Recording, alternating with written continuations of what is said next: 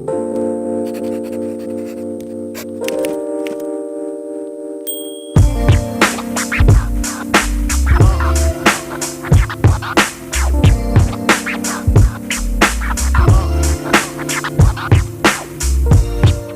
have a registered dietitian in here, Kim Shwabenbauer. Yes, right on. Yeah, and I'm a alumni of Penn State. Yeah, alumni of Penn State. I'm a nutrition professor here at Clarion in the nutrition and fitness program, and I'm a certified sports dietitian. So I work with athletes that are trying to improve their performance and their recovery, and I also am a professional triathlete, although I'm recently retired. Yeah. So yes, really? So yeah, I think that was the final one. So I just did a race in Chattanooga, and I think that was my final Ironman. So as a professional. Also, is Fuel Your Passion your thing? It is. Fuel Your Passion is my business website where I coach athletes doing endurance things. So anything from 5K to Ironman, and then I also counsel people on nutrition. So anybody who wants to lose weight or people who just want to improve their performance on the race course. So you've been doing the race, all your races all your life since when? That's a good question. In 2005, I started doing triathlons, and I couldn't even swim. Mm-hmm. So that was kind of a rough go. But after that, I was doing the shorter distance triathlons, but I've really been running my whole life. I ran D1 cross country at Penn State, and then decided I needed something else to do after I was done with just running. So then I started doing these triathlon things, and loved it, and so then I started training more and more full-time until eventually I started doing the really long ones, and it became a full-time career for me. So was it midway through your race career when you started doing Fuel Your Passion and start helping out others in the nutrition? Yeah, absolutely. Making plans for everybody. I think it was that one, I was working a full-time job as a corporate dietitian working for Franco Harris, which is a former NFL Hall of Famer. He was a Steeler, yes. So I was working for him, and although I liked my job, I realized that I had a lot of things to give in the area of sports nutrition, and I loved the topic, and I thought, you know what, I can do this on my own. I don't have to work for somebody else. So I started counseling athletes. I think I've been doing it about 6 years, so about 2011. I started doing that. So 2005 to 2011, I was just, working for somebody else and doing triathlon on the side. And then by the time I hit 2011, I thought, I'm starting to win these amateur races, and I think that I can do this as my full-time career, to have both the business on the side and then to be a pro, as well. So that helped it. So the business funds the pro career. Trust me when I say this isn't professional golf. So. Yeah. So what kind of sponsors did you receive? Was it like really fast? As soon as you decided to go pro, was it like how does how does that work? Triathlon game work? Well, yes. I'll be interested to hear how it works with wrestling. I don't know if you guys get a lot of sponsorship, but in terms of sponsorship for triathlon, we don't have a huge viewership. It's not like I said, it's not professional golf, it's not the NFL, so it is tough to get sponsors, and I think it's a lot about the relationships that you have with these people. So if you start using their products and then you reach out, and obviously me being a dietitian, it really helped, because then the nutrition companies were going, okay, this girl knows what she's talking about, and so she can actually help translate this into her athletes that she's working with, and then also to anyone else that might be looking at what she's doing. So if she believes in our product, it's a good thing. So I ended up getting some nutrition companies that were interested, some companies that were making healthier grains, like I have sponsored by a whole grain company. So that helps as well. So I try to only support things that I really do feel good about, and I feel like people can use and be safe and all that kind of stuff. Along with the triathlons, you have to have met some of the most mentally tough people, and they're probably your best friends, right? What'd you say, Ted? I would definitely have to say that's probably one of the, if not the hardest sports. I mean, well, it's nice of you to say that. Crazy mentally draining, probably. It really is. It's something else, and it's something where when I was in college, I would get done with my races, maybe a 3K run or something like that, and my boyfriend, who's now my husband, would say, "Did you give it everything that you had?" And I would say, I think so. But after this, I never say that. It is literally, I've laid everything, there's no stone unturned. There is nothing that I have, no shortcuts, nothing else left to give. I mean, I am notorious for crawling it in on one of my races. So if you have to crawl, you're in a pretty bad way.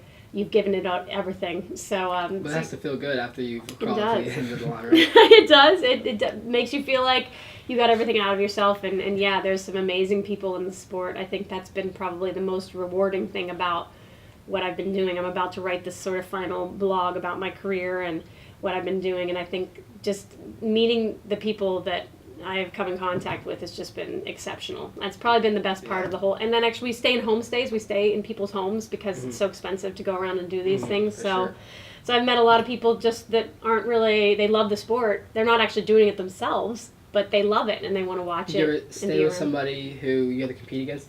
Oh yeah, I actually they usually take on groups of maybe 2 or 3 of us. You know, if they have a large house, they take 2 or 3 athletes at a time. So I've definitely stayed with my fellow pro competitors at times, and so yeah, it's a little bit of a. It is. It's a little awkward too, isn't it? I guess you're kind of watching what everybody else is doing a little bit. Most of the time, we're all pretty good friends, though. In terms of the women's professional field, there's probably, I'd say, about 120 of us in the world. So there's not that many. There's a lot more men, maybe 150 tops women. There's probably 500 men. So there's not very many women, and we pretty much do know each other, and I feel like I have a pretty good name among them, so we end up really liking each other, finding out a lot of good things about each other, so it's cool to stay in touch. So you're probably staying with somebody, and you're probably like around the corner, like thinking like when they're going to bed or like what they're eating, maybe you're probably like, maybe I should eat that. I don't know. You ever second guess yourself? That's a good question. I really try to stick to the same I'm sure routine. You catch yourself doing it. Oh yeah, you are always paying attention.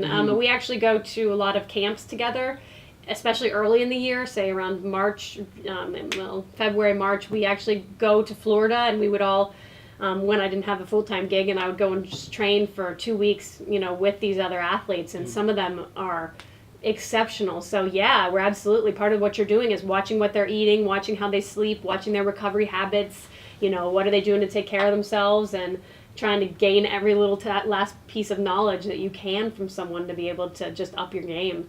So yeah, I think that's a big part of what we're doing. Is our coach would always say when we would come, listen, you have to function like a pro while you're here. This is not amateur hour. Do not show up with your bike not tuned. Do not show up with, only getting 3 hours of sleep. You're doing these things, you're never going to make it through camp, because it was full days of 8 hours of training a day. So it was really rigorous.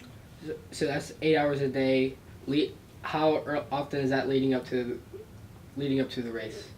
Those kind of camps are sort of you have a training camp, right? Yeah, those camps are like a 2-week all-out kind of effort. But we usually left some recovery time, and then everybody would go and race. So I would usually do a race after doing that camp. I'd usually give myself, I would taper down the training and stuff for at least 3 or so weeks, and then I'd fly to Taiwan, or I would. One year I flew to Australia after that, because you're in great shape afterward. So if you can make it through camp and not die, then you recover afterward, and then you go and you hopefully kick a little butt, overseas butt most of the time, because there's no races going on North America continent at that time yet. It's too cold most places. So the tapering off process is pretty nice, because you're already in shape. Your VO2 max isn't going to go down. You're just kind of just doing your thing, just getting ready. What's that like mentally? That's an interesting time for people. A week from, and then the night before. What is boy! Like? All right, he's covering it all.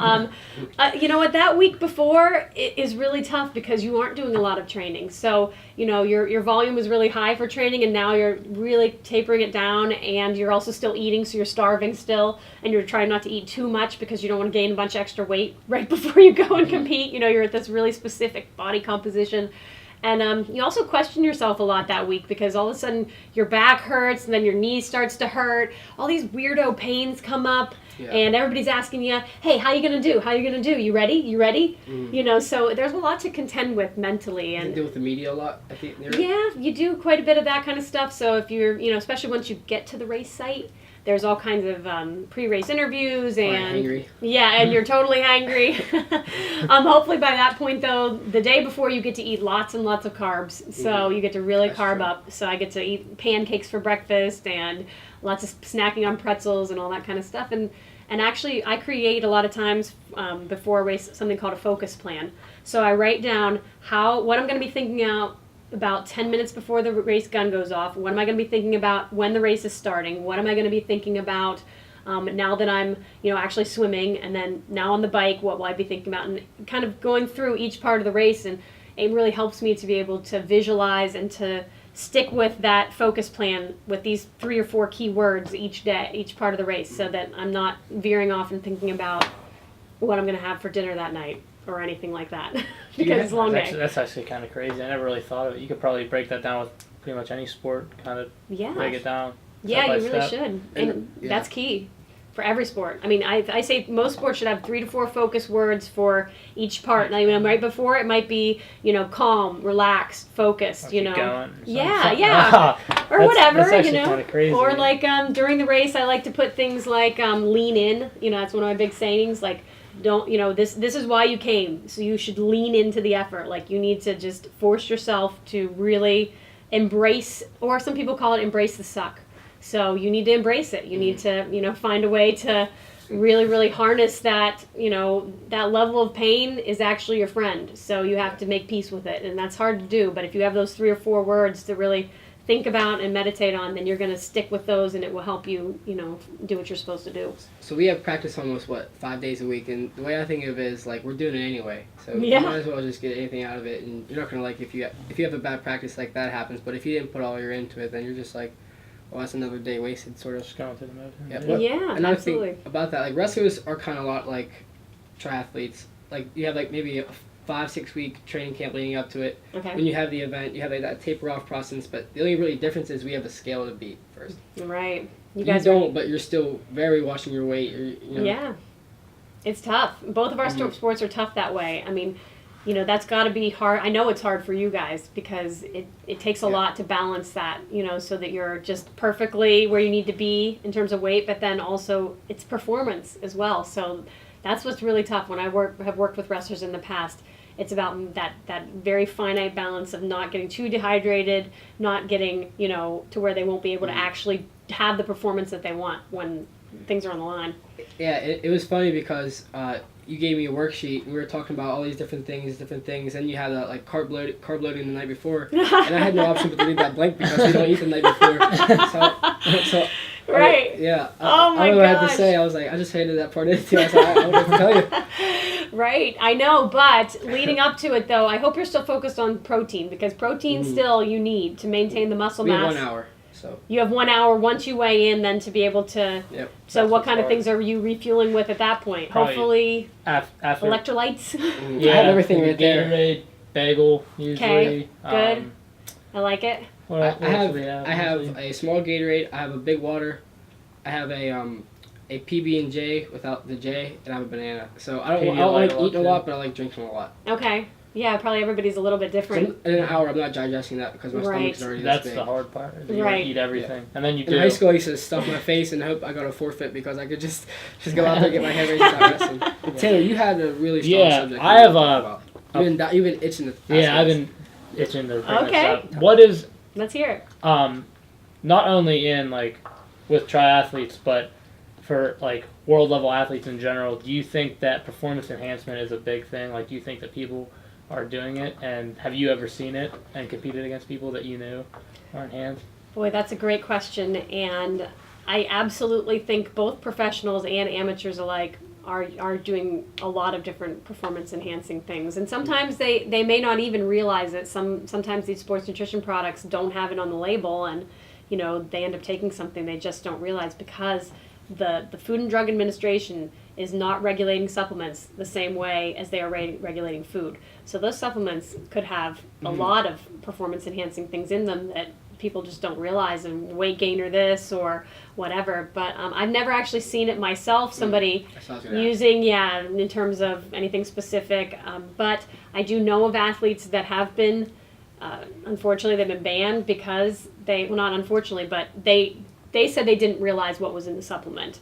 Whether they did or not, I have absolutely no idea. That's what I would say if I was on performance enhancing. Of course it's what you would say. Yeah, absolutely. And there's so much debate because the two women that came out and just had this happen within the last couple of years, I knew both of them. I respected both of them previously. I still think they're good people. I don't know if they were using on purpose or not. But the one was banned for 4 years, and then she decided that that was it for her career because she said, I'm getting too old. By the time I'd come back 4 years later, it'd be no way I could come back. Especially if you're coming back 4 years later without PEDs. Then you're really going to be in that. Yeah. What do you think the most prevalent PED is? Like, you think just like I mean, I would say I think a lot of men have testosterone kind of things going on, at least in endurance sports, because they can pretty readily go to their doctor and say, hey, will you just prescribe this? I have, just say I have low testosterone, and, that's pretty easy. And even the amateurs are being tested positive for that now. So they'll go to places like our World Championship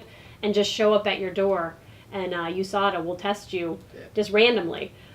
So they're doing that at the amateur level, let alone, probably at the pro level, where I'm sure we're seeing testosterone and things like that. We don't see a whole lot of like blood doping or things of that nature per se, but just testosterone derivatives, steroid derivatives. That's what both of these two women tested positive for, were like steroid derivatives. And they said they got them in a salt tablet, which, again, could it have been cross-contaminated? Something's made on one line, and then they throw something else on, and it's made on the same line? But the chances are... I don't know. Tablets, didn't he? He was caught for just about everything, I think. Yeah. Who was it? Lance Armstrong. Oh, yeah, Lance Armstrong. Yeah, he was, and it's amazing how he denied it forever. Yeah, and then he just finally came out with it. And everybody else was doing it. And the hard thing is, everybody says, well, if everybody was doing it, then it was an equal playing field. Yeah. Except for that no one was supposed to be doing it. And what if you were the one guy that wasn't doing it? And then, you never would have been able to make it to the level that they were, so it's impossible. So that's who really hurt. If everybody's doing it from Lance, who's getting first, to the people who's getting 10th, 11th, or 9th and 8th, they're all doing it. But when you get first, second, and third, more eyes are going to be on you, more tests are going to give to you, and that's, you know what I mean? Yeah, absolutely. Yeah, I mean, I was amazed at the beginning of my career when I started getting better how much more I was tested than when than when I've actually sort of proven myself. I don't get tested nearly as often. I mean, it was like for the first 4 or 5 races when I started doing well, I was immediately in that drug tent after. I mean, they escort you from the course to the tent. Right there's you don't get to go anywhere. Or what? Yeah, we did both blood work and then urine sampling right afterwards. So I'm surprised there's not as much testing, or I'm surprised USADA isn't in the NCAA, because I've been here for 3 years and I've never got a drug test for recreational drugs, for PED use, nothing.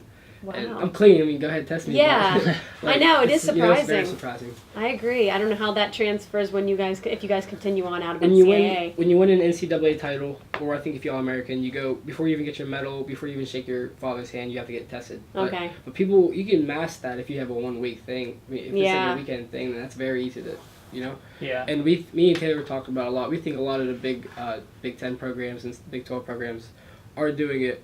Really? I mean, yeah. And do you think the coaches know about it? I don't know about that, but I mean, you can see. I'm not going to name any names, but you can see people who are a small 157 pounders, and next season, 6 months later, being big at 174. Yeah. And we talked about that a couple of times. I mean, I feel like it's prevalent a lot. I mean, I feel like yeah. I mean, it's hard to say because you don't see like what they're doing. You don't see like their nutrition standpoint, but like at the same time, like it's hard to see somebody go from 1 weight to 2 weights higher and then just manhandling guys. It just I feel like there has to be some sort of enhancement. I mean, a 6-month jump to be doing that. I mean, that's pretty amazing. Yeah, I've never weighed over 144 in my life. These people are 23, 24 years old, weighing 152, and then suddenly weighing 185. I don't get it, but I mean, that would be a lot of food to consume and a lot of lifting. They're really lean, and you have to make weight too. So. Wow, yeah, that would be. It's pretty unusual. You scratch your head. You scratch your head. It's hard it makes though. You think. It does, but there's very little you can do. I mean, there's just very little you can do other than worry about yourself. Yeah.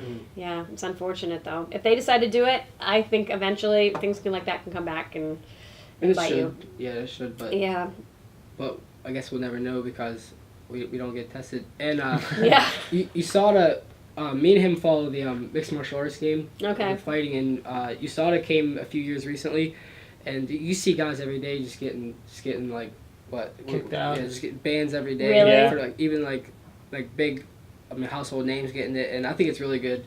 I think USADA is good because you're 5 o'clock in the morning, knock on your door, and you never know what's gonna happen. I especially think it's good in like a combat sport because somebody could die. Yeah. Literally, I mean, if they get punched in the head by somebody that's enhanced, you could literally die. Right. Right. Absolutely. It's not fair. It's no. Big 20, like a 5-round fight is 25 minutes, and that endurance, like it helps with the recovery, and you just don't. People don't get tired, and people can get hurt. Right. In a sport that you already are going to get hurt in. Yeah, exactly. So. I will not be MMA fighting anytime soon. No, I hope not. I don't know if you guys are ever going to do it later on, but 100%. So do you think you will? Yes, 100%. Do you think that wrestling prepares you Yes. well to be able to do something like Yeah, that? I would imagine it would I think help. it's one of the biggest bases other than Really? striking. Yeah, wrestling. Well, where do you do this? Do you go to where do you go? Like the closest town has an MMA filter. You know, they get the athletes and they just filter them to the minor leagues. What I don't know what you call this. It's not very relevant in Pittsburgh. But we do have one club that's producing and putting a lot of guys. Yeah, there's a lot of guys out there, and the guy that runs it was a wrestler at EPJ. Oh. So. Wow. Yeah, I mean, he's jiu-jitsu black belt. I mean, and they're putting a lot of guys in the UFC and the Bellator. So. Do women do this too? Yes. Yes, women are. Wow. I think. Really? I think when we're said and done, one of the women, she's a 115-pounder from Poland. I think she's going to be one of the best ever when it's all said and done. Really? She's 15-0 and she's. How old are these women? 20s? She is 27, maybe. Yeah. 27. And there's obviously, I don't think women are doing a lot of wrestling, so I'm not sure what prepares you to go into MMA as a woman.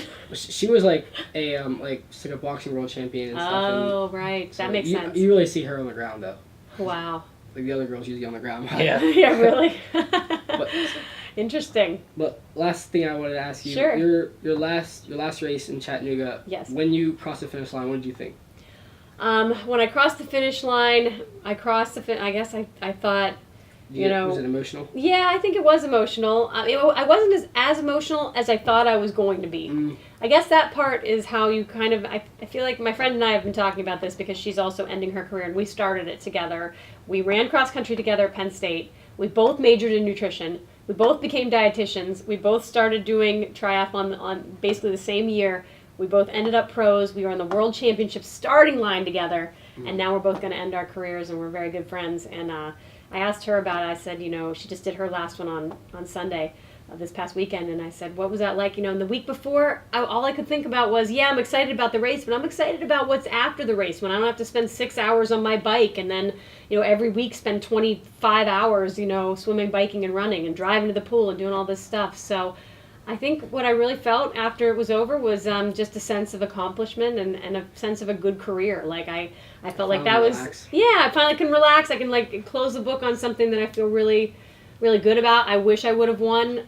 It was kind of a little bit of a thorn in my side that I didn't ever get to hold the banner, but at the same time, I don't think that's I wrote on my Facebook, I don't think that's a defining thing about my career. I mean, I've literally come from a nobody who had no chance of doing this basically to somebody who got to compete with, the best women in the world. And I don't think that happens, lightly. Like, I feel pretty good about what happened. I don't need to hold a banner to feel good about it. There's definitely way more things in life than our careers. Like, yeah. I mean, in the end, I'm going to be proud because I met my best friends and I met everybody through it. But there's life after wrestling. You have your family. You just have your new daughter. Like, yeah. Like right now, like your daughter doesn't know that you're a world class athlete. She just knows you as mom. Yeah, that's all that really matters. Yeah, it does, and I don't want to spend days and hours away from her. Traveling all over the world. Like it's been great, and I'm glad I did it. And that's so here's my PSA for all young people listening. I mean, I don't regret waiting. I was 36 when I got pregnant and had her at 37, and I got to do have an amazing career before that, and so both athletically and professionally, I wouldn't have been able to start a business and do all these kind of things. So, I think for us that was a big deal to wait. It was hard, but it was smart for us and made a lot of sense. So I'm happy that we're doing it now. We can settle down and be older and not have to go to Taiwan and Australia and all these places that we've gotten a chance to see. Now if you go, you can just go on vacation. Yeah, exactly. I know, but my husband said, if we ever go back to Hawaii, I'll tell you one thing, you're not doing an Ironman while we're there. It's like, unless you do it over a period of days and we can surf in between and do all this other stuff. And so, yeah, I'm pretty excited to be normal. When I say normal is relative. You guys will find out after college. That transition is hard for a while to go back, from D1 athletics or whatever to, okay, I'm just, I'm not part of something right now, but you find your own niche, I think. And I think my niche now is going to be marathons and stuff like that. I'll just do something that takes, 7 hours a week to train for, not 26. Wow. So, yeah, that'll be a little easier for me. So it's a little harder with team sports. Yeah, I went from an individual sport to another individual sport. You guys are going from team too. But maybe it'll be MMA. Maybe you've already got it figured out. So maybe that's it. The next one. That's the plan. Yeah, be careful. What do your parents think about this? My dad's sitting at home on the couch just waiting for me to compete today, just waiting for the results. So yeah. I think whatever I do, he's going to be excited. What if there's a possibility that you could get hurt? They're not worried more so about something like that? That's why you have hospitals and doctors. They'll figure it out. We're already in. I mean, wrestling our whole lives, kind of. Yeah. It's kind of like all we fought our whole lives. Yeah, it's pretty much. I hear you. That's all it is. Like, it is. So you want to do something else just with keep it. competing, just for fun. Yeah. And then you see where it takes you. Yeah, I think that's the best thing you can do. I mean, I surely did not think in 2005 when I started this that I'd be sitting here after everything that's happened. So I think you just take it day by day. You take it a little piece. If you're doing what you're passionate about, you're going to find that things just kind of fall into place. I truly believe that. So if you really love it, people say, we're going to make $1 million in triathlon. Heck no, but, I did pretty well for the years that I was in it. And it wasn't about money. It was more about that I just was getting to do something that 0.0001% of the population is ever going to get to do, and it made me a better person. I'm a better individual. I'm a better teacher because I did it. So that's one of the reasons why I got hired here. So what you do will, carry out into what you're going to do for your life. I guarantee it. I can't wait to hear from both of you later on. Yeah, in 2-3 years, what wrestling did for you. This podcast is huge. We're definitely going to have to do this again. Okay, we will. I love that. Yes, it'll be the recap, the follow-up. Taylor, grab the hat and finish it off. This podcast is brought to you by First Victory Films, LLC, right? Yes. You can check out all their apparel at firstvictoryfilms.com. Thank you. Thank you. Future doctor, right? Yeah, I hope so. Yeah. It's going to happen. Thank you. Guys.